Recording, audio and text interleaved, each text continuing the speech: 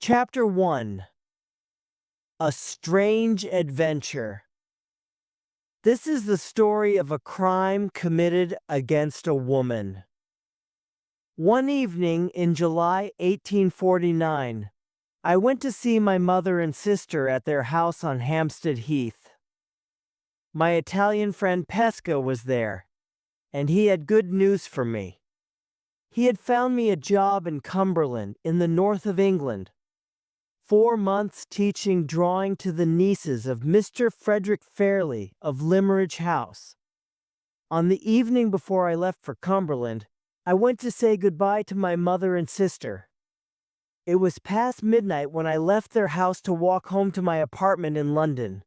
As I stood at the crossroads, I felt someone suddenly touch my arm. I turned around quickly in fear and surprise. There behind me stood a woman dressed completely in white.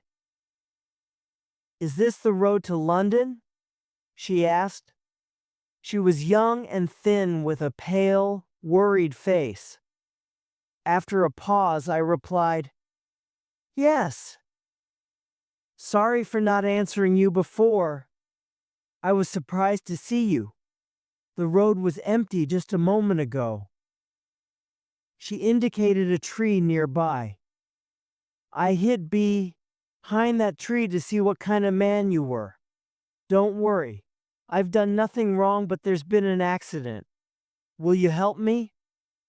"Certainly. I need to go to London. I have a friend there. Could you help me to get a carriage?" As we walked together down the London Road looking for a carriage, she said, "Do you know any aristocrats?" "Some," I replied, surprised by her strange question. "Why do you ask?" "Because I hope that there's one you don't know. One who lives in Hampshire." "What's his name?" "I can't say his name. It upsets me too much." "Tell me the names of the aristocrats you know." I named 3 gentlemen in whose houses I had taught drawing. "You don't know him!" she cried with relief. "Has this gentleman treated you badly? Is he the reason you're here alone at this hour?" "I can't talk about it," she said. We left the heath and entered an area of houses. After a while she asked me if I lived in London. "Yes, but tomorrow I'm going to Cumberland for 4 months." "Cumberland!" she cried. "I was happy there once, in a village called Limmeridge. A lady called Mrs. Fairlie was kind to me, but now she and her husband are both dead." I looked at her in surprise, and was about to ask her more, but just then I saw a carriage. I stopped it and asked the driver to take the young woman into London. She got into the carriage, then turned to me and kissed my hand. "Thank you," she said. Then the carriage drove off, and the woman in white was gone. I walked on, thinking about this strange adventure. As I passed a policeman, I heard a carriage on the road behind me. The carriage stopped, and the driver spoke to the policeman. "Have you seen a woman dressed in white?" "No, sir." The man gave the policeman a piece of paper. "If you see her, stop her and take her to this address." "Why?" asked the policeman. "What's she done?" "She's escaped from my asylum," the man replied, and he drove off. Late the next evening, I arrived at Limmeridge House. Mr. Fairlie and his nieces were already in bed. A servant gave me dinner and showed me to my room. The next morning I went down to breakfast at 9. The dining room was long with windows overlooking the sea. A lady was standing by a window at the far end of the room looking out. She was tall and had a beautiful figure. She turned and walked gracefully towards me. "What will her face be like?" I asked myself as she got nearer.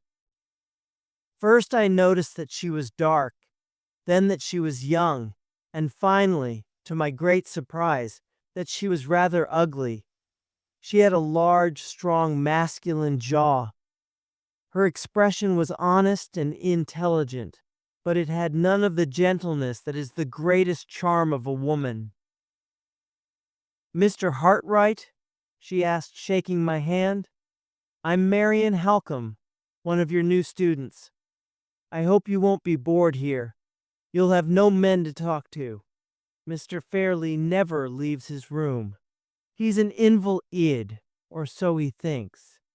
This morning, I'll be your only company for breakfast since my sister Laura is in her room with a headache. Your life here will be very quiet.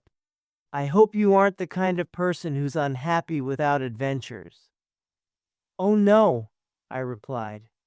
"I like a quiet life. And recently I had such an adventure that I don't want another one for years." As we ate breakfast side by side like two old friends, I told Miss Halcombe about the woman in white. She listened with interest and looked surprised when I told her the part about Mrs. Fairlie. When I had finished, she said, "Mrs. Fairlie was my mother. She was married twice, once to my father, who was a poor man, and then to Mr. Philip Fairlie, who was rich. My sister Laura is the daughter of her second marriage. My mother died. Then Mr. Fairlie died. His brother Frederick Fairlie is Laura's guardian. Laura and I are very different. She's blonde and I'm dark. She's beautiful and I'm ugly. She's rich and I'm poor. But even so, we love each other very much. When my mother came here, she started a school in the village. This woman in white was probably a student there. I wonder who she was." After breakfast, I went to see Mr. Frederick Fairlie in his room. He was a weak, lazy hypochondriac who considered himself a man of artistic sensibility. I left his room with a feeling of relief and spent the morning looking forward to my meeting with Miss Laura Fairlie. That afternoon, I went for a walk with Miss Halcombe. In the garden we met her sister, Miss Fairlie. She was a fair, delicate girl in a simple white dress. She looked at me with kind, honest, and innocent blue eyes. She was the most beautiful woman I had ever seen, and yet there seemed to be something missing. I did not know what. "Laura," said Miss Halcombe, "you have your drawing book with you. You see, Mr. Hartright, she's the perfect student. She can't wait to begin her studies." "No, I'm afraid to begin," said Laura gently. "I know my drawings aren't good, and I'm afraid to show them to you." "Well," said Miss Halcombe, "I'm sure that Mr. Hartright will pay us compliments, even if our drawings are horrible." "I hope he won't pay me any compliments," said Miss Fairlie. "Why not?" I asked. "Because I'll believe everything you say to me," she answered simply. I, a humble drawing teacher with no money, fell in love with the rich and beautiful Miss Laura Fairlie as soon as I saw her. That evening after dinner, Miss Fairlie went outside to walk in the garden. I started to follow her, but then Miss Halcombe called me, and I returned to the drawing room. Miss Halcombe was holding a letter. Beyond her, through the window, I could see Miss Fairlie walking in the moonlight. "After the story you told me this morning, I've been reading my mother's old letters," said Miss Halcombe. "She wrote this to her second husband, Mr. Philip Fairlie, when he was in London on business. Listen. There is a new student at the village school, a little girl called Anne Catherick. She has come to Limmeridge from Hampshire with her mother for a few weeks. Her mother is a respectable woman, but there is something mysterious about her." As Miss Halcombe read, I watched Miss Fairlie walking in the garden. I like little Anne a lot. I noticed that she was slow in her studies, so I asked the doctor to examine her. He says that she'll get better. Her clothes were old, so I gave her some of Laura's white dresses. I told her that blonde girls look nice in white. She kissed my hand and said, "I'll always wear white. It'll help me to remember how kind you've been to me. Poor little soul." Miss Halcombe looked up from the letter. "The woman in white must be Anne Catherick," she said. Just then, Miss Fairlie passed by the window again. Her white dress shone in the moonlight. My heart beat fast. "Listen to the last sentences of the letter," said Miss Halcombe. "The other reason I like Anne is that she looks very much like Laura. She isn't as pretty, but her hair, eyes, and figure are exactly like Laura's." I stood up quickly, feeling the same sudden fear I had felt when that hand touched my arm at the lonely crossroads. There stood Miss Fairlie, alone outside in the moonlight, looking exactly like the woman in white. I suddenly realized that the something missing was this: my realization of the disturbing similarity between the fugitive from the asylum and my student at Limmeridge House. Chapter 2. The Aristocrat from Hampshire. The days and weeks at Limmeridge House passed so quickly. What a happy time that was! I spent every day in the company of two excellent ladies. Marian Halcombe became my good friend, and Laura Fairlie was my secret love. The touch of her fingers, or the sweet smell of her hair, made my heart beat fast. A drawing teacher must spend his life in the company of beautiful women who can never be his. I had always known this, and I had never before felt anything more than a teacher's interest in my students. But with Laura, it was different. One day, when I had been at Limmeridge for 3 months, Miss Halcombe asked me to walk with her in the garden. "I know your secret," she said. "You're in love with my sister. I don't blame you. I feel sorry for you, because your love is hopeless. I know you haven't told Laura that you love her. You've behaved honorably. Take my hand. What I'm about to say will hurt you, but it must be done." Her sudden kindness and sympathy was too much for me. My eyes filled with tears. "You must leave Limmeridge at once," she said. "It's not because you're only a drawing teacher, but because Laura's already engaged to be married. Her future husband is coming to stay next Monday. She's never loved him. He was chosen by her father just before he died. Until you came here, Laura was like hundreds of other women who marry without being attracted to their husbands. They learn to love them, if they don't learn to hate them, after they're married. Tell Mr. Fairlie that your sister's ill, and that you must return to London. Go before Sir Percival Glyde arrives." Sir Percival Glyde? Yes, Laura's future husband. He has a large property in Hampshire. "Hampshire!" I cried. "Anne Catherick spoke to me of an aristocrat from Hampshire who'd caused her suffering. But it can't be the same man. I must be going mad."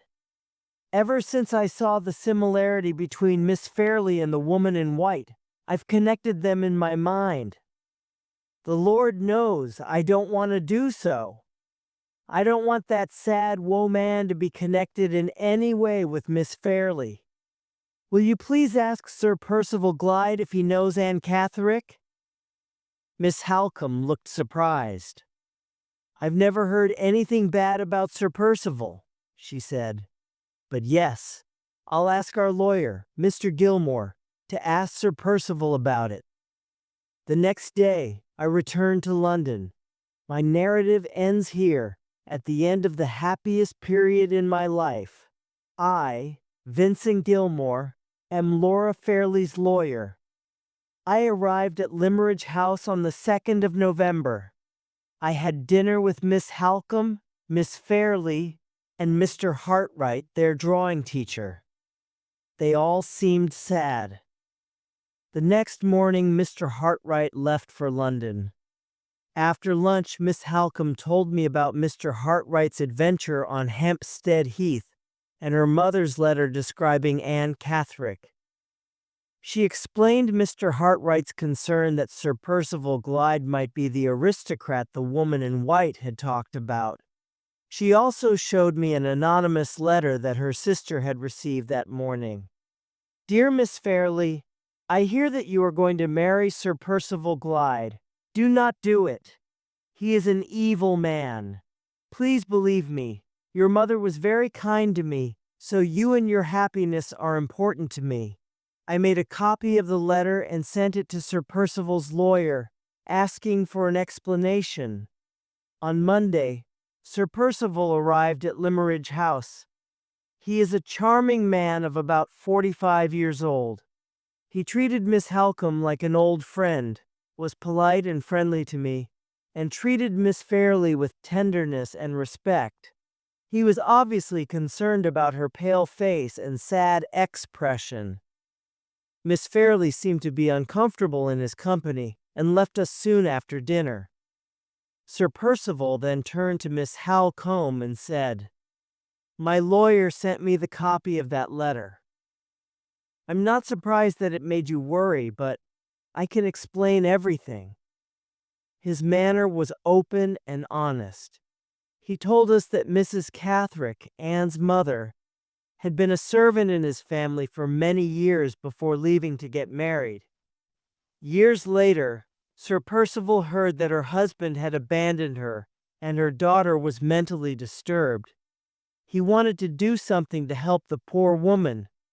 Mrs. Catherick told him that she wanted to put Anne in a private asylum, but she did not have enough money. Sir Percival offered to pay.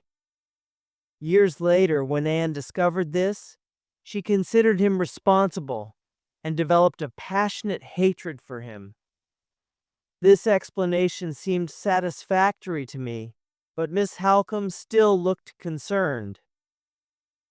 "Please, Miss Halcombe," said Sir Percival, "write to Mrs. Catherick and ask her to confirm my explanation." Miss Halcombe wrote a brief letter. Sir Percival wrote the address on the envelope, and a servant posted it. 2 days later, Miss Halcombe received a reply. "Madam, my daughter was put into a private asylum with my knowledge and approval. Sir Percival Glyde very kindly paid for the asylum, and I thank him for that. Yours truly, Jane Catherick, Anne's mother." On my last day at Limmeridge House, I talked to Miss Fairlie, explaining the details of her father's will. "Next March, on your 21st birthday, you'll inherit £30,000. If you die before your Aunt Eleanor Madame Fosco, she'll inherit £10,000 of that money. You must now write a will saying who you wish to leave the other £20,000 to when you die." "Can I leave it to Marian?" asked Miss Fairlie. "All of it? Is there no one else you wish to include in your will?" "Yes, there is someone," she said in a trembling voice, and she burst into tears. "Don't cry, my dear," I said. "We'll discuss the details another time when you're feeling better." I returned to London and wrote Laura Fairlie's marriage settlement. Her father had been my good friend, and his daughter was like a daughter to me. I wanted to make the best marriage settlement I could in order to protect her interests. "If Laura Fairlie dies," I wrote, "the £20,000 will be left according to her will."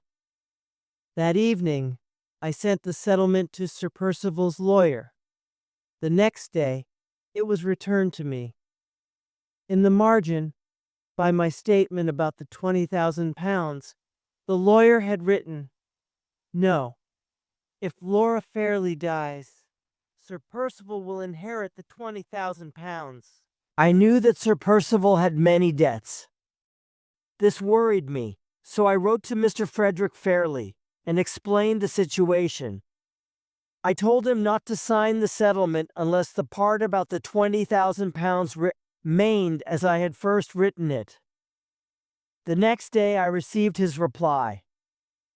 My dear Gilmore, I am too ill to argue with Sir Percival. Please agree to whatever changes he wants to make in the marriage settlement. Yours truly, Frederick Fairlie. This letter made me very angry. The man was too lazy to look after the interests of his own niece. I went to Limmeridge the next day and told him that no one should sign a marriage settlement like this. It gave the husband a large financial interest in the death of his wife. But Mr. Fairlie did not want to listen. He closed his eyes and asked me to leave him in peace. Chapter 3. Blackwater Park. The date of the wedding is the 22nd of December of this year. The married couple will go to Italy for the winter months. When they return with Sir Percival's friend Count Fosco and his wife, Laura's Aunt Eleanor, will go to live with them in Hampshire. Laura asked Sir Percival if I could, and he very kindly agreed. Sir Percival has noticed that Laura seems unhappy in his company. This morning he spoke to me, and this afternoon I told Laura what he had said. He was very generous. He said that if you want to break your engagement, you can. I can never break my engagement, said Laura. It was my father's dying wish that I marry Sir Percival, but I can tell him that I love someone else. Then perhaps he'll break the engagement himself. Suddenly she seemed the stronger sister. She would not change her mind. After dinner, Laura explained to Sir Percival that she loved someone else. She told him he was free to break the engagement. After what you've just said, I want to marry you more than ever, said Sir Percival. You've been so honest that I value you even more than I did before. Laura's eyes filled with tears. If you insist on our marriage, I'll be your faithful wife, she said, but I'll never love you. I'll be satisfied with that, he said gently, and left the room. After he had gone, Laura gave me a book of drawings that Mr. Hartright had given her. Marian, you must keep it now, she said. If I die, please tell Walter that I loved him. Then she put her head on my shoulder and burst into tears. Sir Percival is a good-looking, charming, and friendly man. His actions towards Anne Catherick and her mother have been generous. I cannot even blame him for not breaking his engagement this evening. Sir Percival is certainly an admirable man, and yet, in 3 words, I hate him. 28th November. Our dear friend Walter has gone to Central America. He wrote to me, asking me to use my contacts to find him a job in a distant country. I knew of a scientific expedition to Honduras. They needed someone to draw the plants and animals they found there. I recommended Walter, and now he is gone. 22nd December. They are married. My dear sister has gone. I am crying so much I cannot write anymore. 6 months later. Blackwater Park, Hampshire, 15th June, 1856. Lonely months have passed, and I am with dear Laura once more. But we now live at Blackwater Park, Sir Percival's house in Hampshire. It is a big old house surrounded by trees. I find it dark and depressing. I arrived here a few days ago. Sir Percival, Laura, Count Fosco, and Madame Fosco arrived yesterday. Laura has changed in the last 6 months. I noticed it in her letters, and now I see it in her face. That honest, open look has gone. There are things now that she will not discuss with me, her husband, her married life. But before we kept no secrets from each other. Sir Percival has changed too. At Limmeridge he was always friendly, but when he saw me yesterday, he was cold. His manner towards Laura has changed. He does not look at her with tender interest anymore.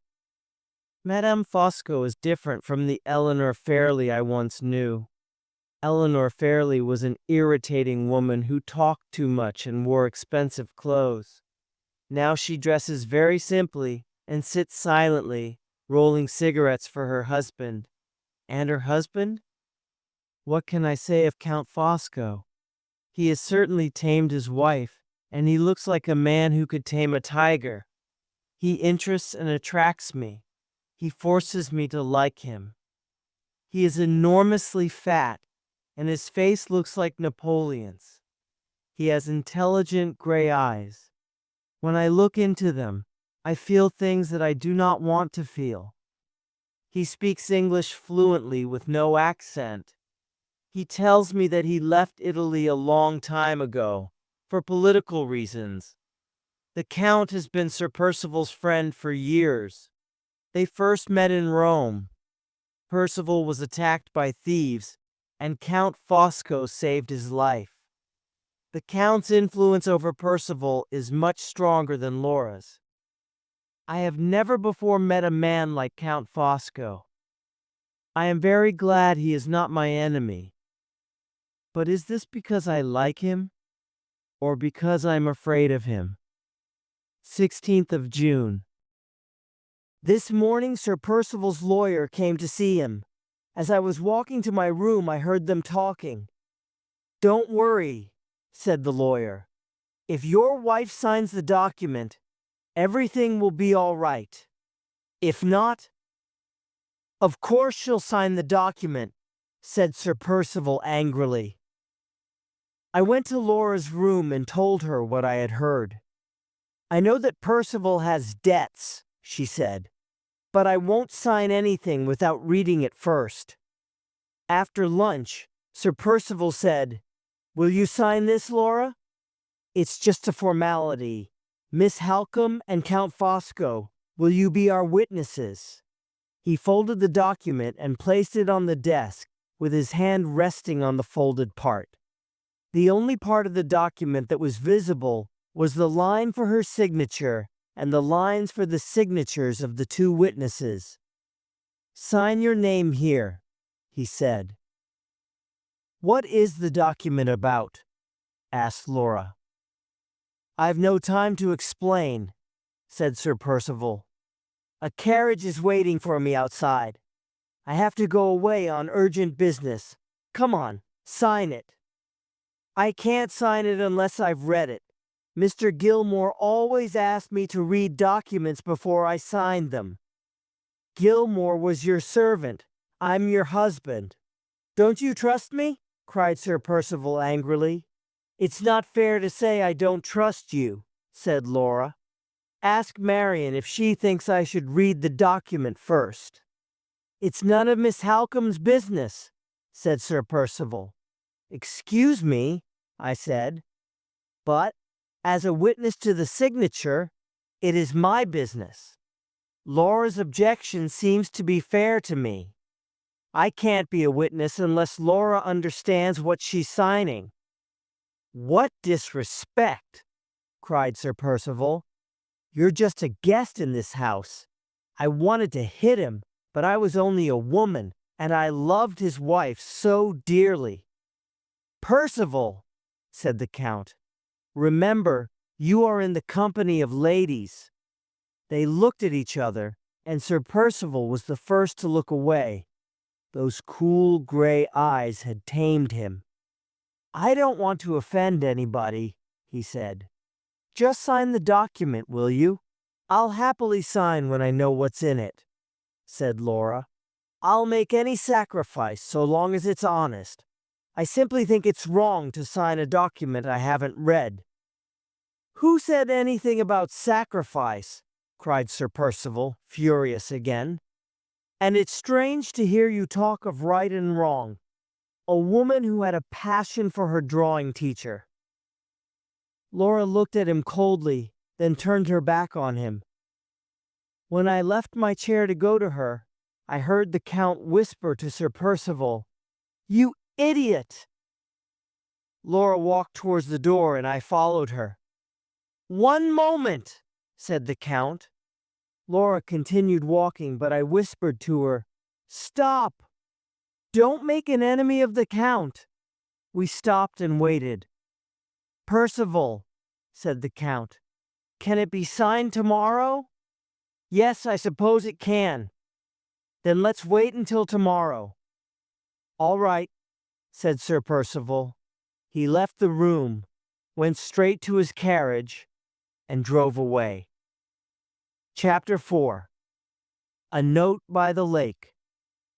Later on that afternoon, I went for a walk with Laura.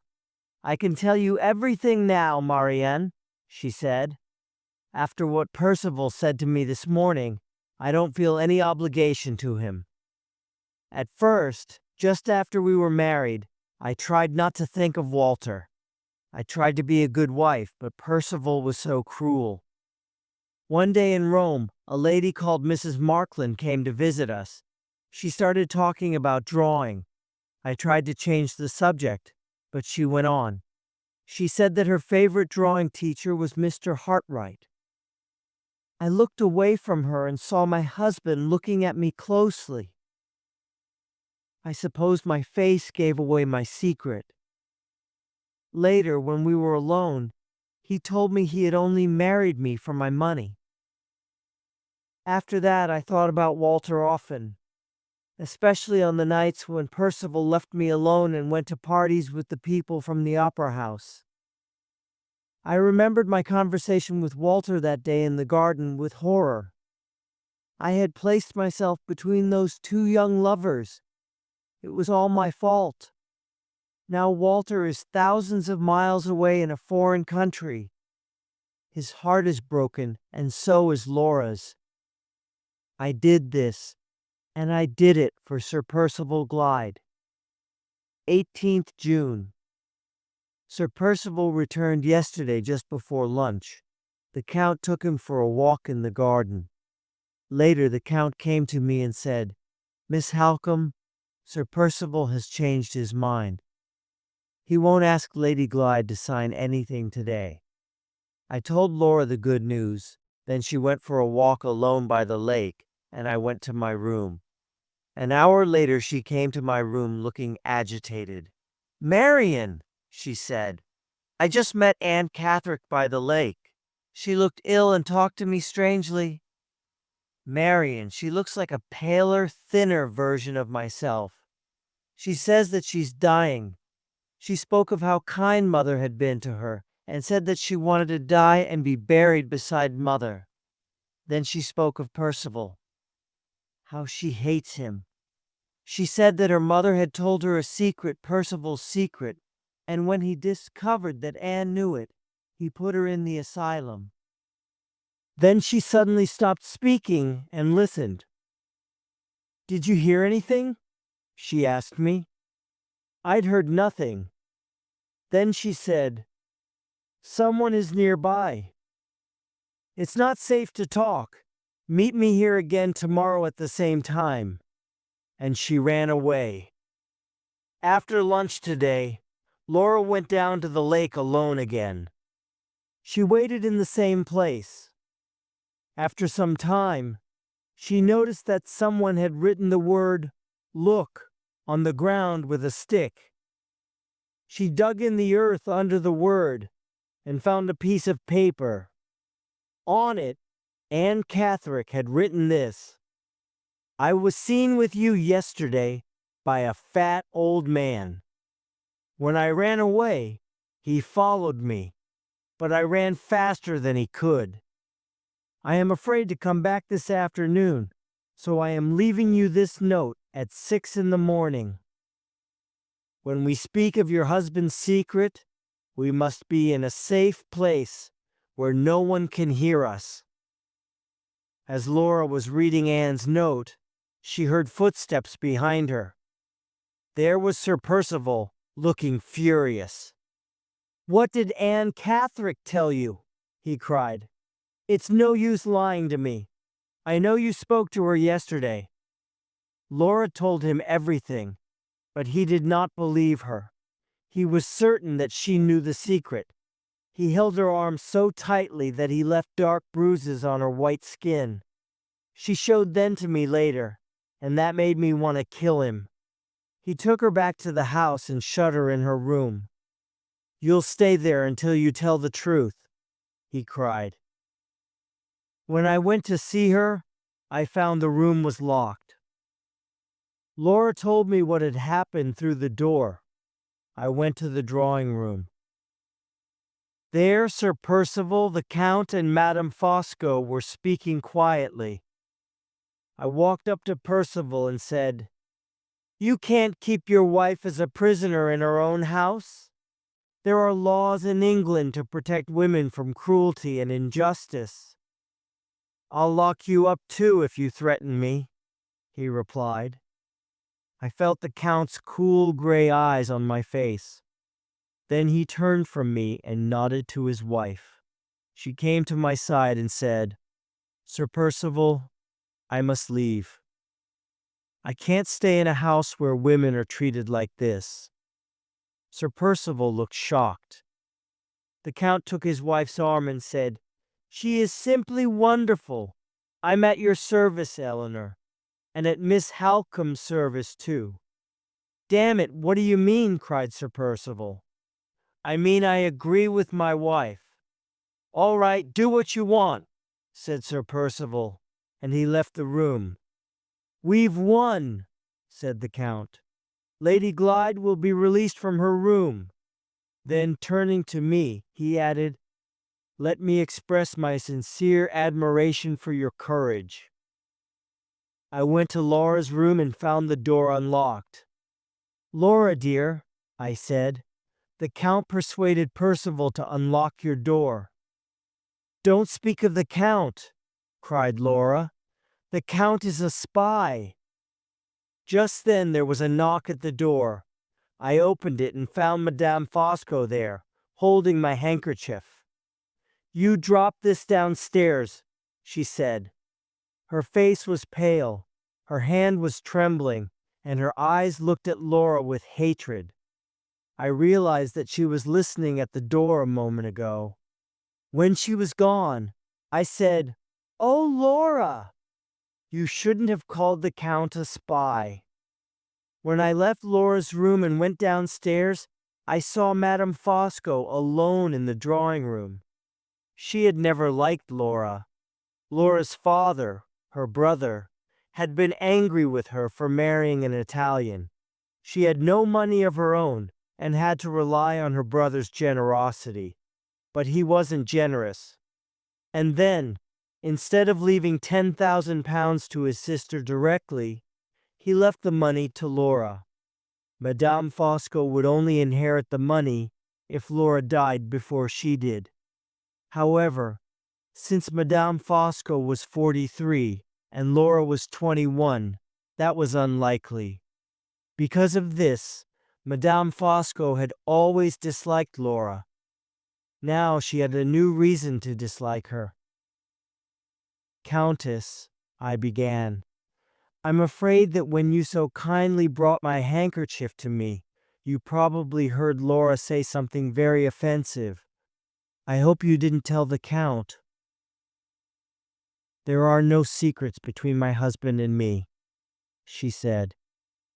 He saw that I was upset, and I told him why. "I hope that you and the Count will understand that Laura wasn't herself when she spoke those words. I hope you can both forgive her." "Certainly," said the Count's voice behind me. "I've already forgiven Lady Glyde." "You're very kind," I replied. "Let's forget about it," he said. Then he took my hand and put it to his lips. I tried to hide my disgust behind a false smile. Chapter 5. A Death, 20th June. Laura and I have no father or brother to protect us. Our dearest friend Walter is in Central America, where no letter can reach him. Mr. Gilmore is ill and is staying with relatives in Germany. Our Uncle Frederick Fairlie is a lazy hypochondriac, but he is also our only hope. This afternoon, I wrote him a letter, asking if we could return to Limmeridge House. After dinner, Percival said to the Count, "I want to talk to you in private." The Count replied, "Later, when the ladies are asleep." I said that I had a headache and went up to my room earlier than usual. I thought to myself, I must hear their conversation. I took off my dress and put on a simple cloak. I climbed out of the window and moved along a narrow ledge to the library roof, where I sat down. There I could hear the voices of Sir Percival and the Count through the open windows. "Percival, we are now at a financial crisis," said the Count. "I owe hundreds of pounds, you owe thousands. We must find the money to pay those debts. Recently you've acted very foolishly. Can't you see that Miss Halcombe has more intelligence than most men? She is a noble creature, full of strength and courage, and she'll use it all to protect that foolish little wife of yours. Now, explain to me about your wife's money." Sir Percival said, "It's very simple. While my wife lives, I get £3,000 a year, but that's not enough to pay my debts." "And if she dies?" asked the Count. "If she dies without children, I'll get £20,000. "Ah," said the Count, "the rain has come at last." He was right. Up on the roof, I was getting wet, but I had to hear their conversation to the end. "Do you love your wife, Percival?" asked the Count. "What a question! If she dies, you get £20,000. "Yes, and your wife gets £10,000, cried Sir Percival. "Don't forget that. Anyway, the money isn't my only problem. I have a secret." "Don't tell me the secret. Just tell me who knows it." "My wife knows it, and a drawing teacher called Walter Hartright knows it. I know that Hartright's left the country. He's in love with my wife, and she loves him too. Anyway, the important thing is that they know the secret. Anne Catherick knows it, and she hates me. I'm sure she told them. I've tried to find her, but I can't." "What does she look like?" asked the Count. "I saw a woman by the lake, but I only saw her from behind." "She looks like my wife. She's not as pretty and she's very ill, but still she looks very similar." "Really?"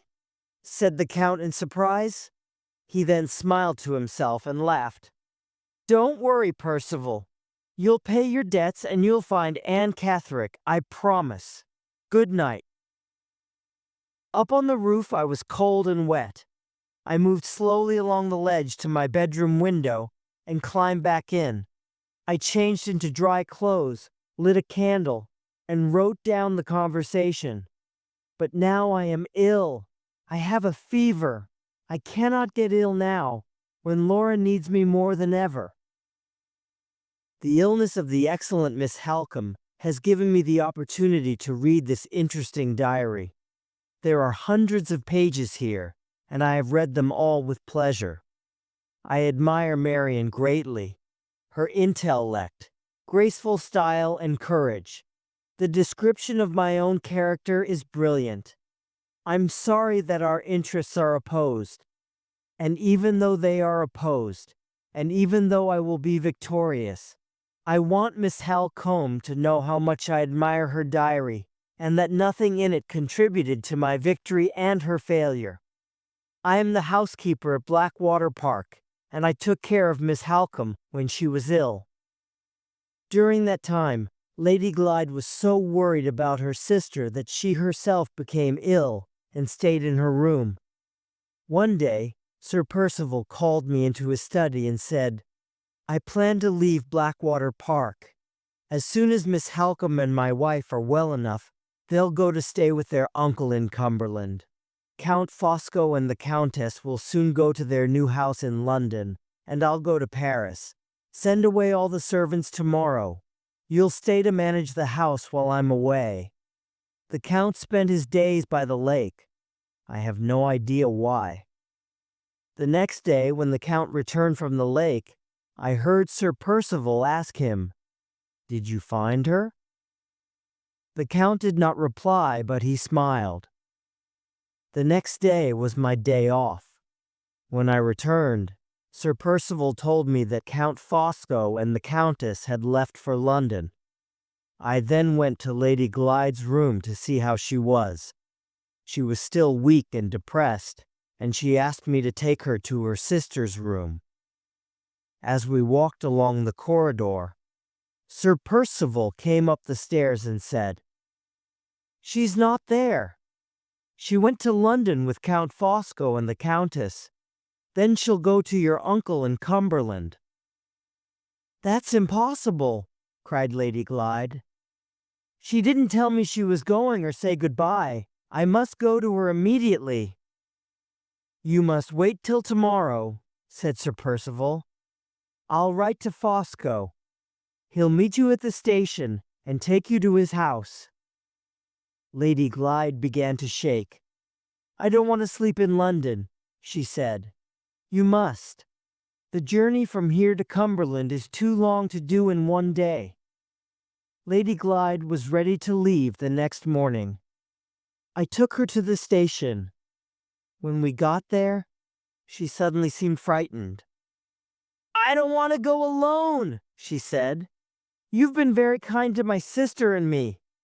Thank you." She looked so lonely as she said those words that my eyes filled with tears. "Goodbye, my lady," I called, as the train moved off. When I returned to Blackwater Park, Sir Percival said to me, "Go and see if Miss Halcombe is all right. She's in the guest room on the second floor." "Miss Halcombe?" I cried. "Yes," said Sir Percival. "I had to lie to Lady Glyde. You heard the doctor say that she needed fresh air. The only way to make her go to Cumberland was to tell her that her sister had already gone. It was done with the best of intentions." "Sir Percival," I said firmly, "I can't work here anymore. I'll stay until Miss Halcombe is well enough to leave, but then I must go." That night Sir Percival left Blackwater Park. I never saw him again, and I hope I never will. I am the cook at Count Fosco's house in London. When the Count and Countess arrived from the countryside, they brought a guest with them, the Countess's niece, Lady Glyde. She was a pretty blonde lady with blue eyes, but she looked very weak. The day she arrived, she became very ill. Dr. Goodrick examined her and said, "This is a serious case of heart disease. Lady Glyde won't live much longer." The next day, she died. Dr. Goodrick registered the death, and my mistress made all the arrangements for the funeral. The dead lady's husband was out of the country, so my mistress arranged for the lady to be buried in her hometown in Cumberland in the same grave as her mother. In conclusion, I'll answer two questions that Mr. Hartright asked me. 1. I never saw Count Fosco give Lady Glyde any medicine. 2. He was never alone in the room with her. I certify that Lady Glyde, aged 21, died on 25th of July, 1850, at 5 Forest Road, London. The cause of death was heart disease. Dr. Alfred Goodrick here lies Laura. Lady Glyde, wife of Sir Percival Glyde, born 27th of March, 1829, married 22nd December, 1849, died 25th July, 1850. Chapter 6. Sir Percival's Secret. On the 13th of October 1850, I returned to England. I still loved Laura, but I knew I had to live without her. First, I went to my mother's house. When she met me, she told me, very gently, that my love was dead. In the deepest misery, I went to Limmeridge to see her grave. The countryside and the sea reminded me of the happy months we had spent together. I went to Mrs. Fairlie's grave. There was a new inscription written on it. Here lies Laura, Lady Glyde. In the near distance I saw two women with veils over their faces. When they saw me, one lifted up her veil. It was Miss Halcombe, her face sadly changed by suffering and sadness. The other woman walked towards me. I looked at her closely. She stopped in front of me and lifted up her veil. Standing before me beside her own grave was Laura, Lady Glyde. I cannot describe my feelings of shock and joy at that moment. Miss Halcombe said, "Walter, we must all go to London immediately. We're probably being followed." On the train, Miss Halcombe told me everything that had happened since she last wrote to me. "When I woke up from my illness," she said, "I found myself in a strange room. Mrs. Michelson told me that Laura had gone to London, where she'd become ill and died. This terrible news made me ill again, and I was unable to leave that house for another 3 weeks. Then I went to London to see Mr. Gilmore's partner, Mr. Curl. I told him I was suspicious about the circumstances of Laura's death. Mr. Curl investigated and told me that he saw nothing suspicious. I then went to Limmeridge and saw my uncle. He told me that Count Fosco had accompanied the body from London and had gone to the funeral, which my uncle himself had been too ill to go to. The Count had left a letter for my uncle, telling him that Anne Catherick was back in the asylum, but she now believed that she was Lady Glyde. I left Limmeridge and went to the asylum. I explained who I was and asked to see Anne. Imagine my feelings, Walter, when I saw my dear sister there in the asylum, and that everyone believed she was Anne Catherick. I gave the nurse £100 to help Laura escape. We came to Limmeridge and explained everything to my uncle, but he said that I was a fool. He doesn't recognize his own niece. He's sure that she's Anne Catherick." Laura had certainly changed. Her face was pale and thin, and her long suffering in the asylum had affected her mind, so that her expression was vague and her memory confused. Now, the similarity between Laura and Anne Catherick was stronger than ever. Because of our great love for her, Miss Halcombe and I had recognized her immediately, but the Count's letter had influenced Mr. Fairlie, and even the servants at Limmeridge House had not recognized her. I found 2 apartments in the same house in London. I took one using a false name, and Marian and Laura lived in the other under the same name. I said they were my sisters. I spent my days drawing and selling my work at nearby shops. Marian cooked and cleaned for us. My one hope now was to prove Laura's identity, but Mr. Curl, having heard the whole story, said that it would be impossible. When I left his office, he gave me a letter to give to Marian. In the street, I noticed 2 men following me. I got in a cab and escaped from them. At home, I gave the letter to Marian. It was from Count Fosco. This was the letter. "I write, magnificent Marian, to console you. Fear nothing. No one will follow you or your lovely companion if you leave us in peace. If Mr. Hartright returns to England, do not contact him. Be happy, dear lady, with what you have." The only signature was an F at the bottom of the page. "Marian," I said, We must bring them to justice. We must give Laura back her true identity. Mr. Curl says we can't prove that she is Lady Glyde, so we must force one of them to confess it. The Count has no weak point that we know of, but Sir Percival does." "The secret!" cried Marian. "But we don't know it." "Anne's mother, Mrs. Catherick, knows it," I said, "and I'll find out what it is. Then I can use the secret to force Sir Percival to tell the truth about Laura." The next day, I went to Mrs. Catherick's house in the village by Blackwater Park. Mrs. Catherick was a hard-looking woman dressed in black. "Say what you've come to say and then leave," she said in a cold, aggressive voice. "I've come to tell you that your daughter is dead." "How do you know?" she asked indifferently. "I can't tell you, but it's true," I said. "Sir Percival Glyde was involved in your daughter's death and has committed a crime against someone I love. I know that he's your enemy as well as mine.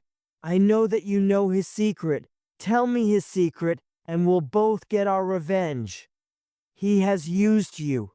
He, a rich man from an aristocratic family." "Oh, yes," she cried sarcastically. "A very aristocratic family, especially on his mother's side."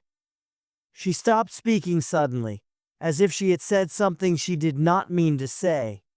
"So, Sir Percival's secret was something to do with his mother." Mrs. Catherick said no more. When I left her house, I saw 2 men following me, but I did not care. I went to the village church and spoke to the parish clerk. "Please, can I see the register of marriages in this church for the years just before 1804? I asked. Chapter 6. Sir Percival's Secret. I followed the parish clerk into the vestry, a small building attached to the church. The room was full of old papers. The parish clerk took a register from a shelf. "Those registers are full of important documents," I said. "Surely they should be kept more safely." "That's just what the old parish clerk said," the man replied. "Not the one before me, his name was Catherick, but the one before him. He was so concerned about the registers that he kept copies of them locked up at his home, in case anything happened to the originals. Every day, he copied down the births, marriages, and deaths recorded that day. Here's the register for 1804 and the one for 1803, sir." "Did you say that the parish clerk before you was called Catherick?" I asked in surprise. "Yes, sir." "Well, I'll leave you to look at the registers." I found the record of the marriage of Percival's father, Sir Felix Glyde, to Cecilia Elster in September 1803. It was written in a very small space at the bottom of the page. The entry above, recording the marriage of a man called Walter, took much more space. The entry on the next page also took a lot of space, recording a double marriage. I wondered why so little space had been given to the record of Sir Felix's marriage. But apart from that, there was nothing unusual about it. I was disappointed. As the parish clerk put the register back on its shelf, I said, "You spoke of old copies of the register. Is there a copy of the records of 1803? "I think so. Can I see it?" "Well, I suppose you can. The old parish clerk is dead now, but his son lives in the village. He probably still has the copies." I went to the house of the old parish clerk's son and asked if I could see his father's copy of the register for 1803. He let me in and brought me the heavy book. I found the record of the marriage of the man called Walter, but the space at the bottom of the page was empty. On the next page was the record of the double marriage. The copy had no record of Percival's father's marriage. I realized that the record in the original register must be a forgery, added in years afterwards. The truth was that Percival's father had never married Percival's mother. I knew I had to get the original. It was not safe in the vestry, and it was the only evidence of Sir Percival Glyde's secret, that he has no right to his title and his property. As I ran back towards the church, I saw flames against the evening sky. The vestry was on fire. I heard the sound of a man crying for help. A crowd of people had gathered. "Someone's inside!" I cried. "Who is it?" A man close to me said, "It's my master, Sir Percival Glyde." For a long time, I had felt nothing but hatred for Sir Percival, but I could not watch as he burnt to death in the vestry. I saw a window on the roof. Quickly I climbed onto the wall beside the vestry, then onto the roof. Perhaps he could escape through the window. I broke the glass, but then the flames jumped out of the open space. Just then, the fire engine arrived. Firemen broke down the door and went in. They came out carrying the dead body of Sir Percival Glyde. Chapter 7. Mrs. Catherick's. At the inquest the next day, the parish clerk said that the key to the vestry had gone missing just before the fire. Perhaps somebody had stolen it. Nobody could understand why Sir Percival had been in the vestry. The inquest concluded that Sir Percival's death was an accident. He had probably taken a candle with him into the vestry, because by then it was dark. The vestry was full of dry papers. Somehow they had caught fire, and Sir Percival could not get to the door. I did not tell them what I knew. I had no proof now of the forgery in the register, because the register was burnt. Feeling depressed, I returned to my hotel. There, I found 2 letters for me. One was from Marian. "Dear Walter, please return to London. We have moved to a new house. Do not worry, we are safe, but come back quickly. Our new address is 5 Gower's Walk. Your friend, Marian." I put the other letter in my pocket and ran to the station to get the first train to London. On the train, I opened the other letter. It was from Mrs. Catherick. "Sir, I have heard the news of a certain gentleman's death. I also heard that you were foolish enough to try to save him. Even so, your investigations were the cause of his death, and I thank you for that. To show you how thankful I am, I will tell you what you want to know. That gentleman's secret and mine. I will not sign this letter, and I will not name the gentleman in question. Let's just call him Sir P. 23 years ago, Sir P admired me.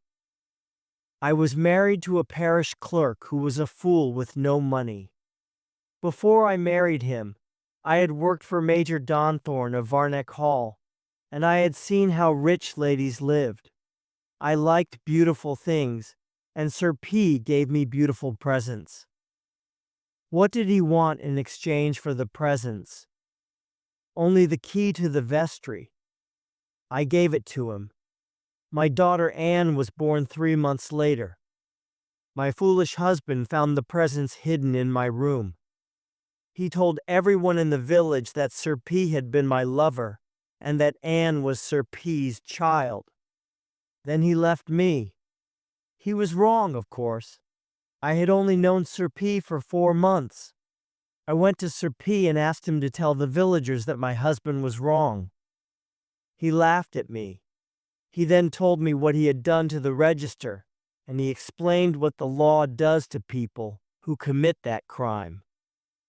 By giving me the key to the vestry, you became my partner in the forgery, he said. If the police find out, they'll put you in prison for years. Then he said, "You've been very helpful full to me. So now I'll help you. I'll send you money every month on 2 conditions.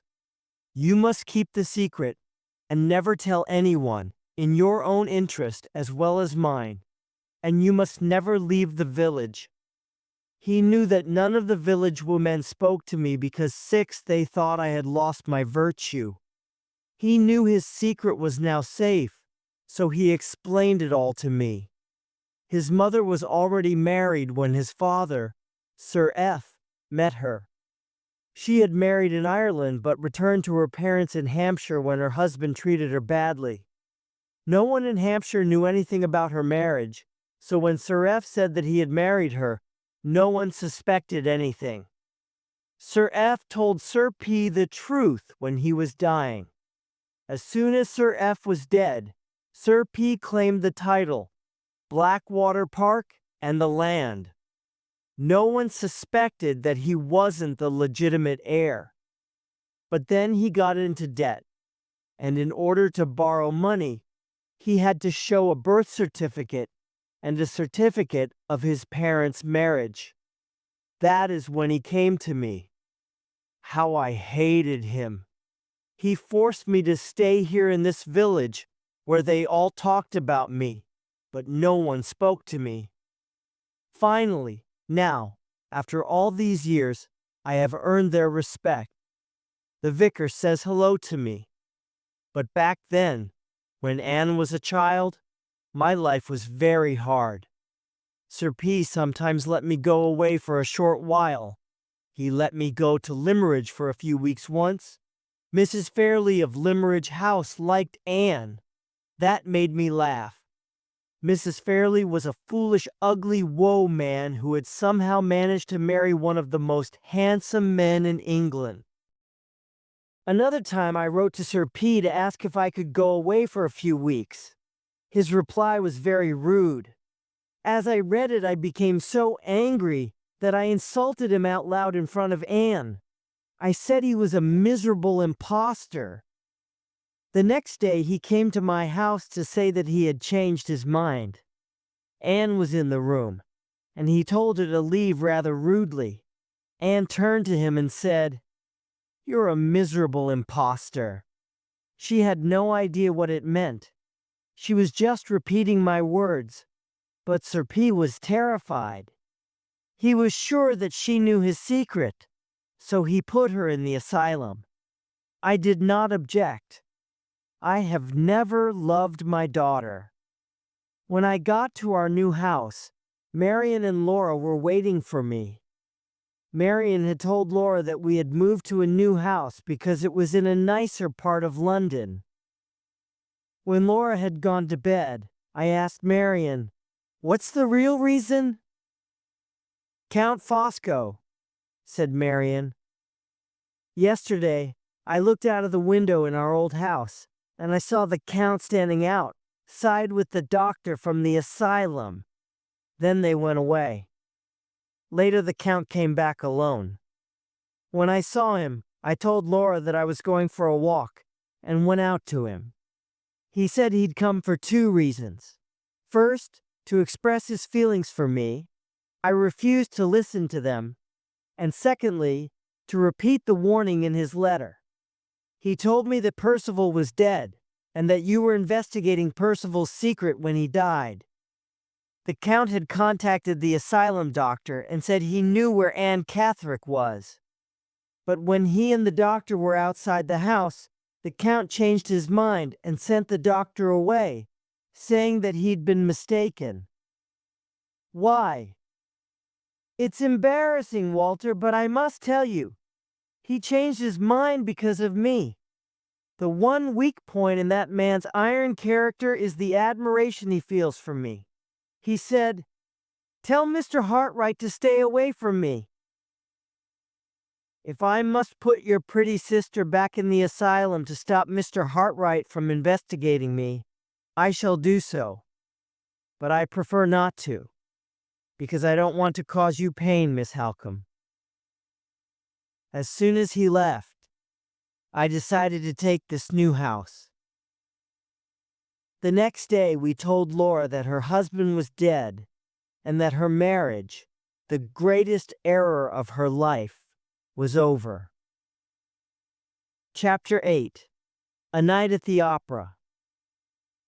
We lived quietly in our new house. Laura was getting better. Now she looked like the Laura I first met at Limmeridge. Her expression was lively once more. She smiled frequently, and she had lost that sad, nervous look that made her so very like Anne Catherick. The only thing that had not improved was her memory of the period between her departure from Blackwater Park and her escape from the asylum. She remembered nothing of that painful time. Mr. Curl told us that if she could not remember what had happened to her, we had no hope of proving her identity. During that time, I thought often of Anne Catherick. Some parts of her mother's letter were of particular interest. I had certain suspicions, so I wrote a letter to Mrs. Catherick's old employer, Major Donthorne of Varneck Hall. I asked him some questions about the time when Anne Catherick's mother had worked at his house. This is the reply I received. Dear Mr. Hartright, in answer to your questions, I never met Sir Percival Glyde, and he certainly never came to Varneck Hall. Mr. Philip Fairlie, however, was a frequent visitor here, and yes, he was here in September 1826. I hope this helps your investigations. Yours truly, Major Donthorne. Anne was born in June 1827. She was very like Laura, and Laura was very like her father. The conclusion was obvious. I thought of those famous words from the Bible. The sins of the fathers will be visited upon the children. The fatal similarity between two daughters of one father had caused all this suffering. I thought also about Laura's meeting with Anne Catherick by the lake. Anne had said that she wanted to die and to be buried beside Mrs. Fairlie. A little more than a year had passed since she had said that, and now her wish had come true. The mystery of the woman in white had finally been solved. I could now say goodbye to the ghostly figure who has haunted these pages as she haunted my life. April came, the month of spring, and things were beginning to change between Laura and me. Throughout her long illness, I had been like a brother to her. Now that she was better, my heart began to beat fast again when she was near me. Our hands began to shake when they met. One day I spoke to Marian. You know that I've loved Laura since the day we met. I want to protect her and fight for her interests with all my strength. I want to marry her so that I'll have the right to protect her. What do you think? I agree, said Marian, kissing me on the forehead. I'll go and speak to her now. She ran out of the room, and I waited, trembling. After a few minutes, Laura ran into the room and threw her arms around my neck. My darling, she whispered. Can we say that we love each other now? 10 days later, we were even happier. We were married. At the beginning of May, I began watching the Count's house. One evening, he got into a cab and told the driver to go to the opera house. I took a cab to my friend Pesca's house and asked him to come to the opera with me. I knew that Pesca had left Italy for political reasons. I also knew that the Count had left Italy many years ago. Perhaps Pesca knew the Count? Perhaps the Count really was a spy in a much more important sense than Laura had intended when she called him by that name. At the opera, I asked Pesca, "Do you recognize that fat man over there?" I noticed that a man close to us was listening with interest to our conversation. He was a thin blond man with a scar on his cheek. No, Pesca replied. I've never seen him before. Just then, the Count looked up and saw Pesca. The Count's face, which had been happy a few seconds before, was suddenly full of fear. He stood up and quickly left the theater. We tried to follow him, but the corridors were crowded. I noticed that the man with the scar on his cheek ran through the crowd and followed Fosco out of the theater. We went to Pesca's apartment. "My dear friend," I said, "I know you left Italy for political reasons. You told me long ago that you couldn't explain them to me, but this is an emergency. Please help me if you can. You say you don't recognize that man, but he recognizes you, and he's afraid of you. Can you explain why?" Pesca got up and walked around the room nervously. After a few minutes of intense thought, he sat down again and said, "What I'm going to tell you now is a secret, and I could be killed for telling it to you. When I was young, I joined a secret political association in Italy called the Brotherhood. The aim of the Brotherhood is to stop the abuse of power and to maintain the rights of the people. Members murder people who abuse their power. Anyone who joins the Brotherhood must stay in it for his lifetime. Anyone who betrays the Brotherhood will be killed by another member." When I was young, I had passionate political beliefs. Now I'm older. I want to leave the Brotherhood, but I can't. That's why I left Italy and came to live in England as a teacher. Here I'm of no use to the Brotherhood. Each member of the Brotherhood has a scar like this one on his arm. Pesca rolled up his sleeve and showed me a small red scar. I was a leader before I left Italy. This man recognizes me, but I don't recognize him. I haven't changed much over the years, but perhaps this man has. Perhaps he wasn't always so fat. Perhaps he had a beard or different colored hair. One thing is clear. He looked afraid when he saw me, so he has probably betrayed the Brotherhood. He probably thinks I'm following him so that I can kill him. Listen, Walter, I don't want to have to kill this man. Please tell me nothing about him. If I discover that he has betrayed the Brotherhood, I'll have to act.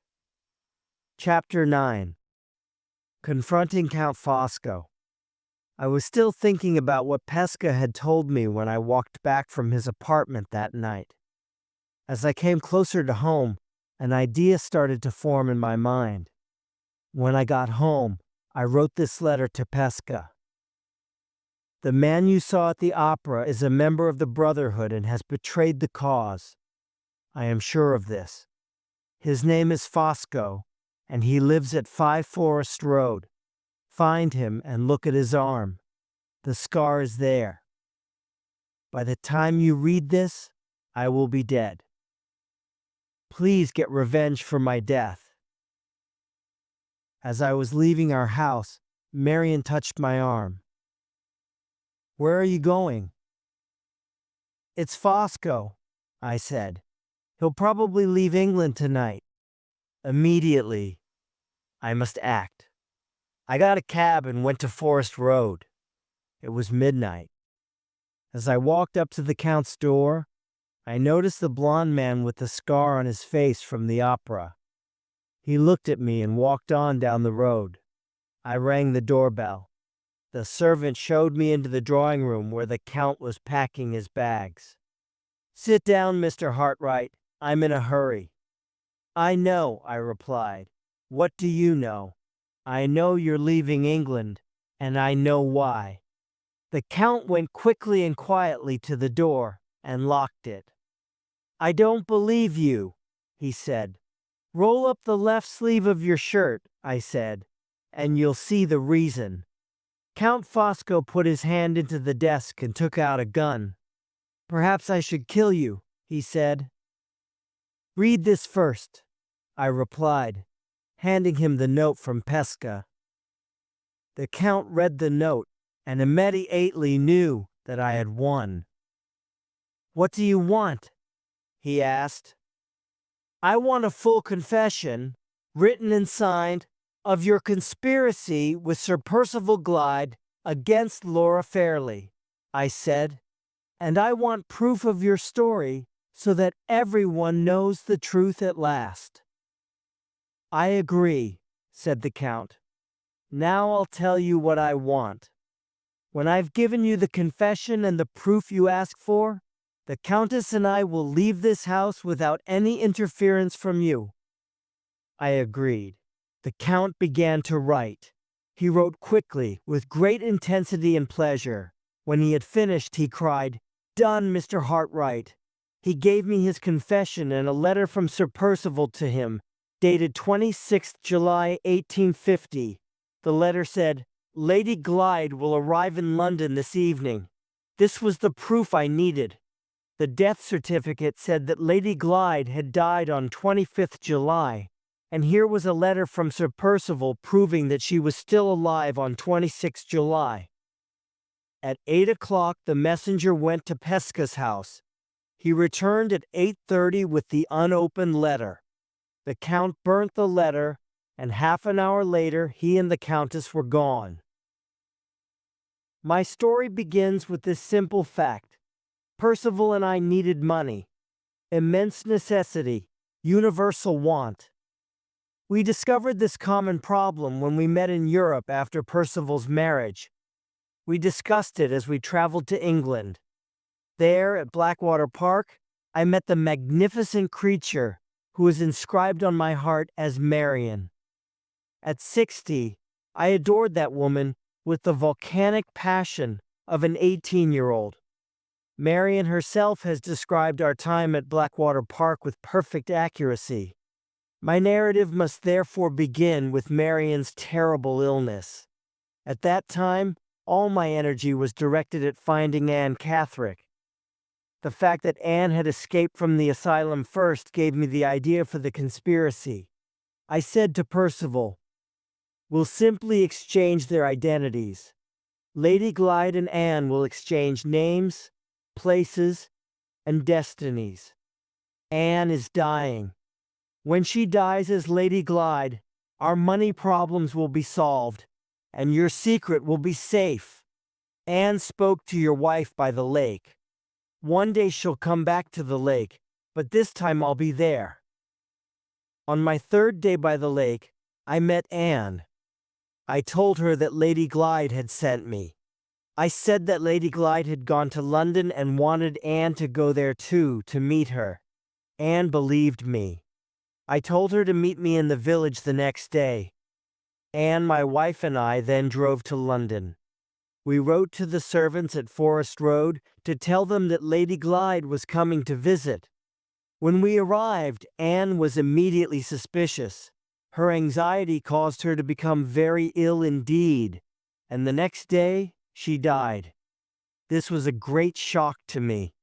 The plan depended on Anne staying alive until the real Lady Glyde left Blackwater Park. I met Lady Glyde at the station with a carriage, but it was not my carriage. It was the carriage of the doctor from the asylum. He never for a moment doubted that she was Anne Catherick. He did not listen to what she said. Why should he listen to a mad woman? I told him that Anne was even more confused than before. She now believed she was Lady Glyde. That, in short, was our great conspiracy. So simple, so brilliant, so interesting. Fosco. Over the year of my investigation, I had asked the people involved to provide the narratives that have been presented here. We took the narratives and Sir Percival's letter to Mr. Curll's office. After having read them all, Mr. Curll said that Laura's identity was now proved. The next day we went to Limmeridge House. Mr. Curll confirmed to Mr. Frederick Fairlie that Laura was in fact his niece, and not Anne Catherick. The people who had been at the funeral were all invited to come and see that Laura, Lady Glyde, was in fact alive and well. I copied down the words on the gravestone before it was removed. A few weeks later, I read in the newspaper that the Count had been murdered in Paris. The murderer had not been caught. but witnesses described him as a blond man with a scar on his cheek. The newspaper said that the murderer was believed to be a member of the Brotherhood. He had left a note on the Count's body with the single word traditore, the Italian word for traitor, written on it. Sir Percival and the Count had spent all Laura's money, so we could not get it back. But the following year, Mr. Frederick Fairlie died, so Limmeridge House was Laura's. Marian, Laura, and I lived there happily. The following year our son was born, and he is now the heir of Limmeridge House.